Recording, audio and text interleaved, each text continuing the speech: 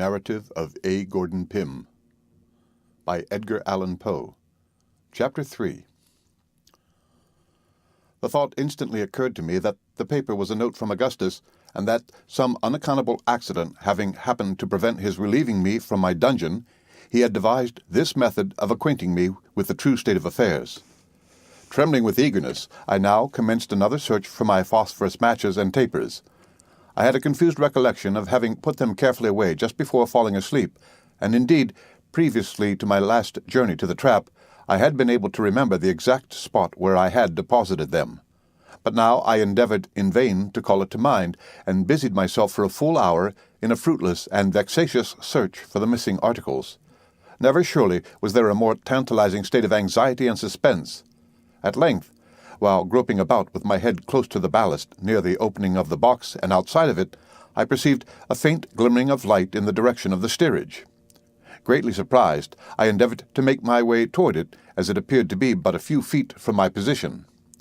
Scarcely had I moved with this intention when I lost sight of the glimmer entirely, and, before I could bring it into view again, was obliged to feel along by the box until I had exactly resumed my original situation. Now, moving my head with caution to and fro, I found that, by proceeding slowly, with great care, in an opposite direction to that in which I had at first started, I was able to draw near the light, still keeping it in view.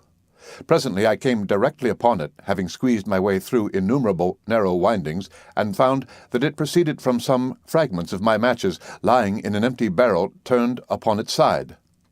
I was wondering how they came in such a place, when my hand fell upon 2 or 3 pieces of taper wax, which had been evidently mumbled by the dog. I concluded at once that he had devoured the whole supply of my candles, and I felt hopeless of being ever able to read the note of Augustus. The small remnants of the wax were so mashed up among other rubbish in the barrel that I despaired of deriving any service from them, and left them as they were. The phosphorus, of which there was only a speck or two, I gathered up as well as I could, and returned with it after much difficulty to my box, where Tiger had all the while remained. What to do next? I could not tell.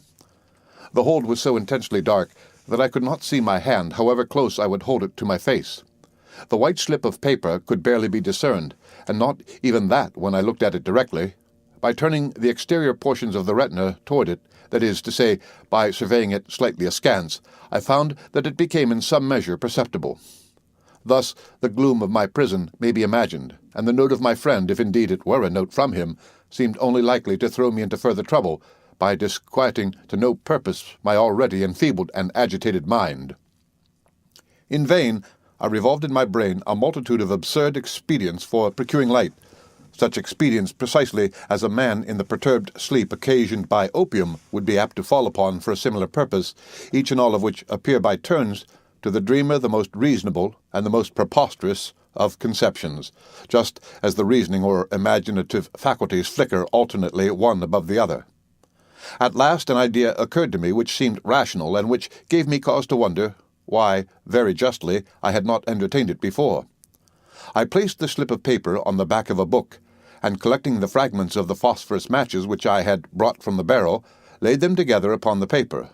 I then, with the palm of my hand, rubbed the whole over quickly, yet steadily. A clear light diffused itself immediately throughout the whole surface, and had there been any writing upon it, I should not have experienced the least difficulty, I am sure, in reading it. Not a syllable was there, however. Nothing but a dreary and unsatisfactory blank. The illumination died away in a few seconds, and my heart died away within me as it went. I have before stated more than once that my intellect for some period prior to this had been in a condition nearly bordering on idiocy. There were, to be sure, momentary intervals of perfect sanity, and now and then even of energy, but these were few. It must be remembered that I had been for many days certainly inhaling the almost pestilential atmosphere of a close hold in a whaling vessel, and for a long portion of that time but scantily supplied with water. For the last 14 or 15 hours I had none, nor had I slept during that time. Salt provisions of the most exciting kind had been my chief, and indeed, since the loss of the mutton, my only supply of food, with the exception of the sea biscuit, and these latter were utterly useless to me, as they were too dry and hard to be swallowed in the swollen and parched condition of my throat. I was now in a high state of fever, and in every respect exceedingly ill. This will account for the fact that many miserable hours of despondency elapsed after my last adventure with the phosphorus before the thought suggested itself that I had examined only one side of the paper. I shall not attempt to describe my feelings of rage, for I believe I was more angry than anything else when the egregious oversight I had committed flashed suddenly upon my perception. The blunder itself would have been unimportant had not my own folly and impetuosity rendered it otherwise. In my disappointment at not finding some words upon the slip, I had childishly torn it in pieces and thrown it away. It was impossible to say where. From the worst part of this dilemma, I was relieved by the sagacity of Tiger. Having got after a long search a small piece of the note, I put it to the dog's nose and endeavored to make him understand that he must bring me the rest of it. To my astonishment, for I had taught him none of the usual tricks for which his breed are famous, he seemed to enter at once into my meaning, and, rummaging about for a few moments, soon found another considerable portion. Bringing me this, he paused a while, and, rubbing his nose against my hand, appeared to be waiting for my approval of what he had done. I patted him on the head, when he immediately made off again. It was now some minutes before he came back, but when he did come, he brought with him a large slip which proved to be all the paper missing, it having been torn, it seems, only into 3 pieces. Luckily, I had no trouble in finding what few fragments of the phosphorus were left, being guided by the indistinct glow 1 or 2 of the particles still emitted. My difficulties had taught me the necessity of caution, and I now took time to reflect upon what I was about to do. It was very probable, I considered, that some words were written upon that side of the paper which had not been examined. But which side was that? Fitting the pieces together gave me no clue in this respect, although it assured me that the words, if there were any, would be found all on one side, and connected in a proper manner, as written. There was the greater necessity of ascertaining the point in question beyond a doubt, as the phosphorus remaining would be altogether insufficient for a third attempt, should I fail in the one I was now about to make. I placed the paper on a book as before, and sat for some minutes thoughtfully revolving the matter over in my mind. At last, I thought it barely possible that the written side might have some unevenness on its surface which a delicate sense of feeling might enable me to detect. I determined to make the experiment, and passed my finger very carefully over the side which first presented itself. Nothing, however, was perceptible, and I turned the paper, adjusting it on the book. I now again carried my forefinger cautiously along, when I was aware of an exceedingly slight but still discernible glow which followed as it proceeded. This I knew must arise from some very minute remaining particles of the phosphorus with which I had covered the paper in my previous attempt. The other, or underside, then, was that on which lay the writing, if writing there should finally prove to be. Again I turned the note, and went to work as I had previously done. Having rubbed in the phosphorus, a brilliancy ensued as before. But this time, several lines of manuscript in a large hand, and apparently in red ink, became distinctly visible. The glimmer, although sufficiently bright, was but momentary. Still, had I not been too greatly excited, there would have been ample time enough for me to peruse the whole 3 sentences before me, for I saw there were 3. In my anxiety, however, to read all at once, I succeeded only in reading the 7 concluding words, which thus appeared: "Blood. Your life depends upon lying close." Had I been able to ascertain the entire contents of the admonition which my friend had thus attempted to convey, that admonition, even although it should have revealed a story of disaster the most unspeakable, could not, I am firmly convinced, have imbued my mind with 1/10 of the harrowing and yet indefinable horror with which I was inspired by the fragmentary warning thus received. And blood, too, that word of all words, so rife at all times with mystery and suffering and terror, how trebly full of import did it now appear, how chilly and heavily disjointed, as it thus was, from any foregoing words to qualify or render it distinct. Did its vague syllables fall amid the deep gloom of my prison into the innermost recesses of my soul. Augustus had undoubtedly good reasons for wishing me to remain concealed, and I formed 1,000 surmises as to what they could be. But I could think of nothing affording a satisfactory solution of the mystery. Just after returning from my last journey to the trap, and before my attention had been otherwise directed by the singular conduct of Tiger, I had come to the resolution of making myself heard at all events by those on board, or, if I could not succeed in this directly, of trying to cut my way through the orlop deck. The half-certainty which I felt of being able to accomplish one of these two purposes in the last emergency had given me courage, which I should not otherwise have had, to endure the evils of my situation. The few words I had been able to read, however, had cut me off from these final resources, and I now for the first time felt all the misery of my fate. In a paroxysm of despair, I threw myself again upon the mattress, where, for about the period of a day and night, I lay in a kind of stupor, relieved only by momentary intervals of reason and recollection. At length I once more arose, and busied myself in reflection upon the horrors which encompassed me. For another 24 hours it was barely possible that I might exist without water.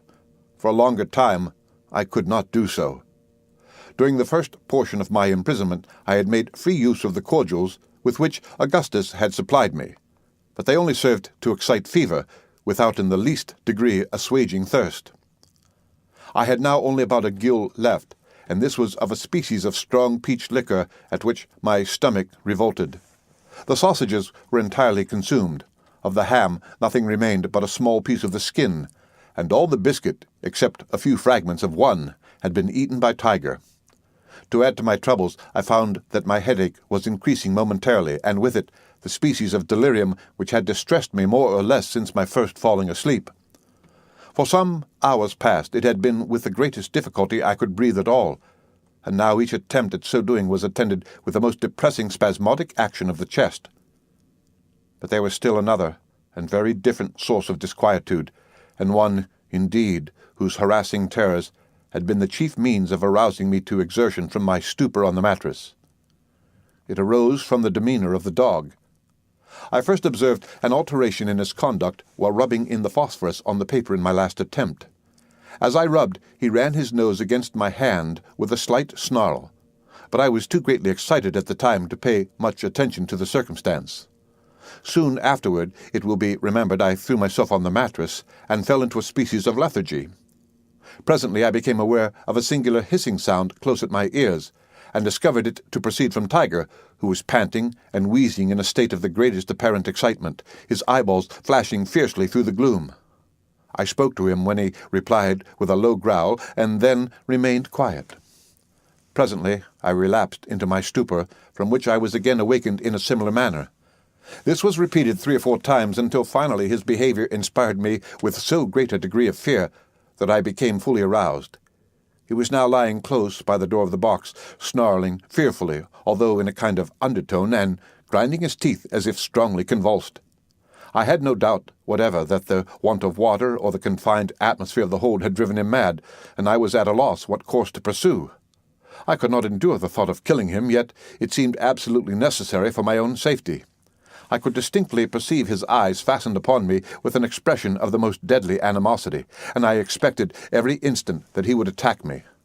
At last I could endure my terrible situation no longer, and determined to make my way from the box at all hazards and dispatch him if his opposition should render it necessary for me to do so. To get out, I had to pass directly over his body, and he already seemed to anticipate my design, massing himself upon his forelegs, as I perceived by the altered position of his eyes, and displayed the whole of his white fangs, which were easily discernible. I took the remains of the ham skin and the bottle containing the liquor, and secured them about my person, together with a large carving knife which Augustus had left me. Then, folding my cloak around me as closely as possible, I made a movement toward the mouth of the box.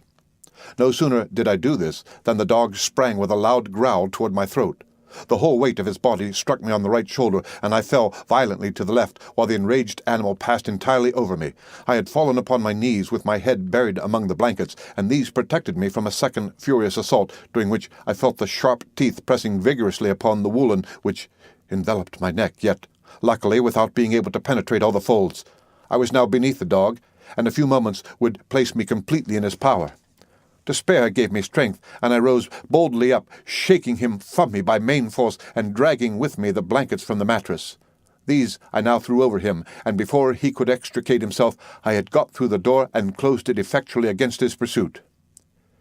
In this struggle, however, I had been forced to drop the morsel of ham skin, and I now found my whole stock of provisions reduced to a single gill of liquor. At this reflection, crossing my mind, I felt myself actuated by one of those fits of perverseness which might be supposed to influence a spoiled child in similar circumstances, and raising the bottle to my lips, I drained it to the last drop and dashed it furiously upon the floor. Scarcely had the echo of the crash died away when I heard my name pronounced in an eager but subdued voice issuing from the direction of the steerage.